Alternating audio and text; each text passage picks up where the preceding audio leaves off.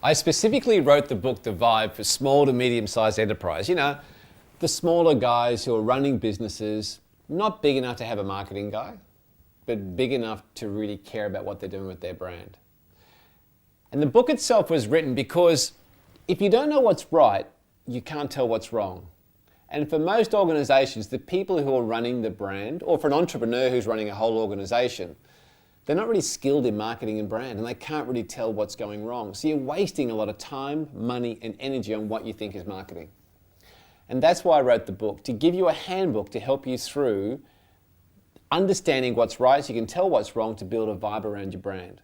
But ask yourself, on a score of 1 to 10, how would you rate yourself? With 1 being, I'm not very good at all, and 10 being, I'm really, really good, or 11, spinal tap. How would you rate yourself? Because if you rate yourself not a 9 or a 10, you know what? It doesn't really matter, providing you surround yourself with the people you need to make the right strategic decisions for your brand to build a vibe. You see, the issue I see today is not many marketing teams and or management teams, or especially boards, have brand specialists working for them. It's not the money you spend, how much energy you put in, it's actually the message you're portraying and how you choose to portray it. So my message is build yourself a brand counsel, because it's hard to have all the answers yourself, particularly for an entrepreneur running a business, and that's who's going to get the most out of this book. Build yourself a brand counsel, 3, 4, 5 other people, apart from yourself, that meet every 3 months to sit down in your war room, to strategize, plan, and set a direction for you getting to your brand vision.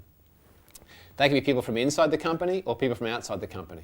Maybe some people who are marketing strategists who work for agencies and or just mates you know who work for other brands who are really quite cluey.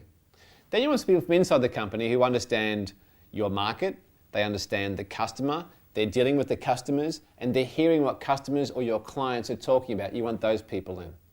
I like to have a blend of people from inside and outside. And somebody from inside, try and pick a young star, someone who really cares about your business, is the future of the business, who particularly is in touch with your customers, clients, and the market. They give you a different perspective. My suggestion would be that you get your brand council together every 3 months, every 100 days.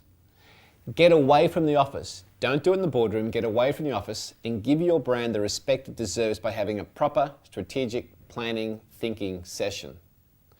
Get your team together, and don't just tack it on the back of your sales meeting or tack it in the back of your administration meeting for a half an hour. It deserves more than that. It needs a good couple of hours for you to analyze who your competitors are, where you've been, and where you're going to. You'll want to plot strategically all the steps you're going to take to promote the perception of what you want to have in the mind of your customer or client to take you towards your brand vision. And that should be done every 100 days. It's hard when you're an entrepreneur to do it on your own. You need to have people around you who share the same common passion, direction, visions, and care for your brand as much as you do. Build yourself a brand council, and you'll find those people will help you with your thinking that will take you and your brand to the right vibe and ultimately achieve the brand vision you have for your own company.